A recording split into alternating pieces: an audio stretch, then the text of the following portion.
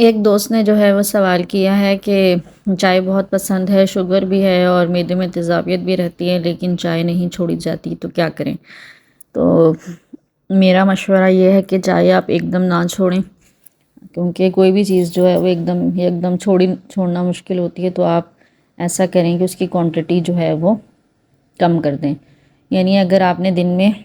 2 cup سے زیادہ چائے نہیں لینی، لیکن اگر آپ کو مطلب دن میں کئی دفعہ چائے پینے کی عادت ہے تو آپ ایسا کر سکتی ہیں کہ چائے کی جو ہے وہ مقدار ہر ٹائم میں کم لیں، یعنی کہ 1 کپ پورا لینے کی بجائے آپ ½ کپ لے لیں۔ اس طریقے سے جو ہے وہ آپ کوانٹٹی کم کر دیں۔ دوسرا یہ عادت بنا لیں کہ جب بھی چائے پئیں اس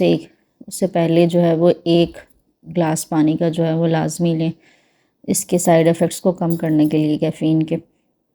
اور تھرڈ چیز یہ کہ اگر آپ کو جو ہے وہ شوگر ہے، ڈائبٹک ہیں آپ، اور پھر بھی چائے پینے کا دل چاہتا ہے، تو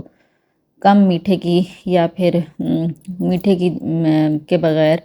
اور کم دودھ والی چائے جو ہے وہ آپ استعمال کریں۔